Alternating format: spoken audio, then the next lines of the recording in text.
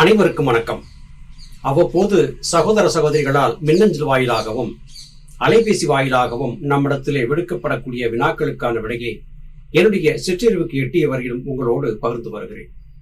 அந்த வகையிலே நேற்றைக்கு மின்னஞ்சல் மூலமாக மனோஜ்குமார் என்கிற தம்பி ஒரு வினாவை எடுத்திருந்தார். கோடையின் தொடக்கமே அதிரடியாக இருக்கிறது, தாங்க முடியவில்லை. இதிலிருந்து தப்பிப்பதற்கும் உடலை குளிர்ச்சியாக வைத்துக் கொள்வதற்கும் ஏதாவது எளிய பானம் இருந்தால் சொல்லுங்கள் என்று கேட்டிருக்கிறார்.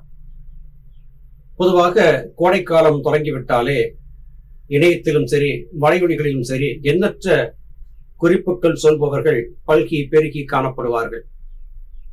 எத்தனையோ பேர் குறிப்புகளை சொல்லி இருக்கும் போது நான் சொல்லக்கூடிய குறிப்புகளிலே என்ன பெரிய ஆர்வம் ஏற்பட்டுவிடப் போகிறது என்பது அடியேனுக்கு தெரியவில்லை.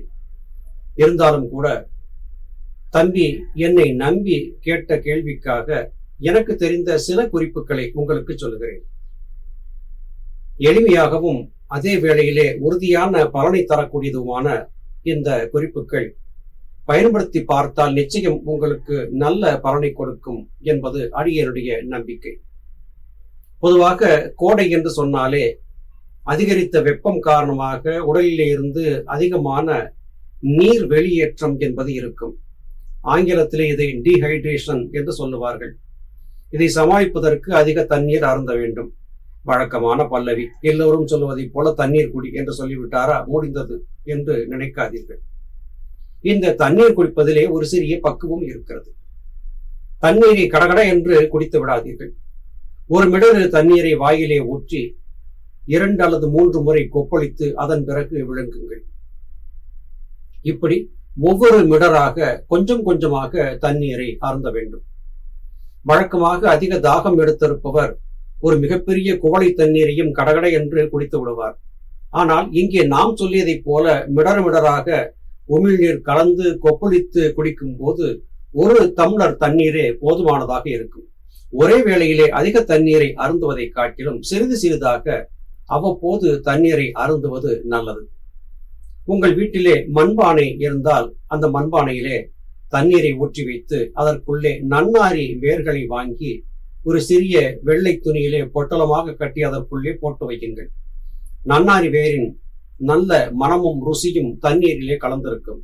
அப்படி குடிக்கும் போது அந்த தண்ணீர் தாகத்தை தீர்ப்பதாக இருக்கும். இது நல்ல எளிமையான பலனை தரக்கூடியது. சரி, தம்பி கேட்டதை போல ஏதாவது பானங்கள் இருக்கின்றனவா, அவை பயன் தருமா என்று கேட்டால் ஆம், இருக்கின்றன. ஆவாரை குடிநீர் தூள் என்று கேட்டால் சித்த மருந்து கடைகளிலே கிடைக்கும். இந்த ஆவாரை குடிநீர் தூளை பொதுவாக மதுமேகம் என்கிற சர்க்கரை வியாதி உள்ளவர்கள் ஏராளமாக பயன்படுத்துவார்கள். சர்க்கரை வியாதி உள்ளவர்கள் தான் இதை பயன்படுத்த வேண்டுமா என்று கேட்டால் இல்லை. இது சர்க்கரை வியாதியையும் கட்டுப்படுத்தும், தாகத்தை தணிக்கும், பித்தத்தை தணிக்கும், உடலிலே இருக்கக்கூடிய நீர்ச்சத்து வெளியேறக்கூடிய தத்துவத்தை குறைக்கும், உடலை பேணி பராமரிக்கும், இதய துடிப்பை சீராக்கும், குருதி ஓட்டத்தை சீராக்கும். இத்தனை காரியங்களையும் இந்த ஆவாரை குடிநீர் என்பது நல்லபடியாக நமக்கு கொடுக்கும். கடைகளிலே இந்த தூள் இடித்து வைக்கப்பட்ட தூளாக கிடைக்கும். உங்களுக்கு காப்பி, தேநீர் ஆகியவை அருந்துகிற பழக்கம் இருந்தால் அதை தவிர்த்து இந்த ஆவாரை குடிநீரை தேநீர் போல ஒரு அரை தேக்கரண்டி அளவிற்கு ஒரு கோப்பை தண்ணீருக்கு போட்டு நன்கு கொதிக்க வைத்து தேவைப்பட்டால் அதனோடு பனை வெல்லம், கருப்பட்டி ஆகியவற்றை கலந்து பருகலாம். இது நல்லபடியாக உடலை பேணி பராமரிக்கும், உடல் வெப்பத்தை தணிக்கும், உடலிலே நீர்ச்சத்து குறைந்து விடாதபடியாக பாதுகாக்கும், இதயத்தை பலப்படுத்தும், மதுமேகம் என்கிற சர்க்கரை வியாதியை போக்கும், நீர் எரிச்சல், நீர்க்கடுப்பு ஆகியவற்றையும் போக்கும். நல்ல பலன் கொடுக்கக்கூடியதாக இந்த ஆவாரை குடிநீர் தூள் கஷாயம் என்பது உங்களுக்கு பலன் கொடுக்கும்.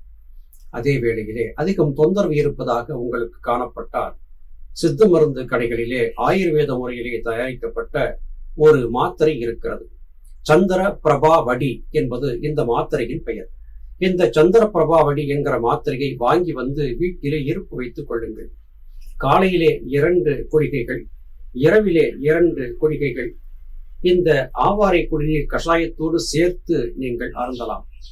அதிக தாகம் எடுத்து அதிகமாக ஆயாசம் ஏற்பட்டால் வெறும் வாயிலே இந்த சந்திர பிரபாவடி என்கிற குளிகையை வாயிலே இட்டு சுவைத்து உமிழ்நீரோடு கலந்து விழுங்கலாம்.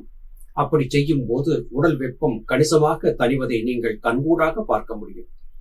அது அன்றியும் நீர் எரிச்சல், நீர்க்கடுப்பு போன்ற பிரச்சனைகள் இருந்தால் சில நிமிடங்களுக்குள்ளாகவே அது காணாமல் போகிற அதிசயத்தையும் உங்களால் பார்க்க முடியும். மிக மிக அருமையான ஒரு பலனை தரக்கூடியது இந்த சந்திர பிரபாவடி குளிகை மற்றும் ஆவாரை குடிநீர் கஷாயம். இதை பயன்படுத்தி பாருங்கள். இந்த கோடையை நீங்கள் சுலபமாக சமாளித்து விடுவீர்கள். இதற்கு அடுத்தபடியாக சித்தாசிரமத்திலே தயாரிக்கப்படக்கூடிய கருங்காலி குடிநீர் தூள் என்று கிடைக்கிறது. சேலம் சித்தாசிரமத்திலே தாகசம் குடிநீர் சூரணம் என்று விற்கிறார்கள்.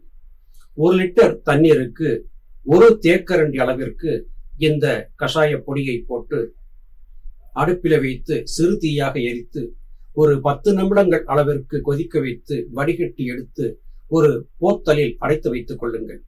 அவ்வப்போது தாகம் எடுக்கும் போதெல்லாம் இந்த தாகசம் சூரணம் அல்லது கருங்காலி குடிநீர் சூரணத்தோடு சேர்த்து தயாரிக்கப்பட்ட இந்த குடிநீரை அருந்தி வாருங்கள். உங்கள் உடல் மிக மிக அருமையாக குளிர்ச்சியாக இருக்கும். நல்ல குளிர்ச்சியை நீங்கள் உடலிலே தக்க வைத்துக் கொள்ளலாம். அதிக தாகத்தை தணிக்கும். அதே வேளையிலே நாம் அருந்தக்கூடிய தண்ணீரை நீர்ச்சத்தாக உடலுக்குள்ளே தங்க வைக்கக்கூடிய காரியத்தையும் இது தெளிவாக செய்துவிடும். இதை நீங்கள் அனுபவத்திலே பார்க்கலாம். இது அல்லாமல் தண்ணீரும் இல்லை, பேருந்து பயணத்திலே இருக்கிறோம், அதிக ஆயாசம், அயர்வும் சோர்வுமாக இருக்கிறது, தண்ணீர் வைத்திருந்த போத்தல் தீர்ந்து விட்டது, இந்த வேளையிலே என்ன செய்வது என்கிற கவலை வரக்கூடும். அப்படி வரும்போது சீத்தாரி என்கிற பிராணாயாம பயிற்சியை செய்யலாம். வாயை குவித்து காற்றை உறிஞ்ச வேண்டும். இப்படி பாருங்கள்.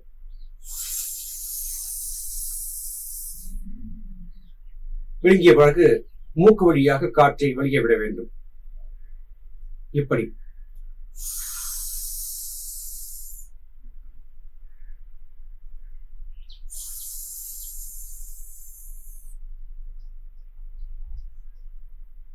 இப்படி ஒரு 15 முதல் 20 முறை இந்த சீத்தலி என்கிற பிராணாயாமத்தை செய்யலாம். இப்படி செய்யும் போது நீங்கள் வாயை குவித்து உறிஞ்சும் போது குளிர்ந்த காற்று உடலுக்குள்ளே பரவி உங்கள் உடல் உஷ்ணம் தணிவதை நீங்கள் கண்கூடாக பார்க்க முடியும். இது அன்றியும் வெளியிலே சென்று விட்டு வீட்டிற்கு வந்த பிறகு குளிர்ந்த நீரிலே குளிப்பதும் கூட நல்லதுதான். அதிக குளிர்ச்சியாக இல்லாமல் பார்த்து கொள்ள வேண்டியது அவசியம். வெளியிலே இருந்து வந்தவுடனே குளிக்கக்கூடிய காரியத்தை செய்து விடாதீர்கள். சிறிது நேரம் அரை வெப்பத்திற்கு உங்கள் உடல் பக்குவப்படும் வரையிலும் காத்திருக்க வேண்டும். அதன் பிறகு குளிப்பது நல்லது. இளஞ்சூடான தண்ணீரிலே குளிப்பது கூட வெப்பத்தை தணிக்கும். உஷ்ணத்தை தணிக்கும் என்பது தத்துவம்.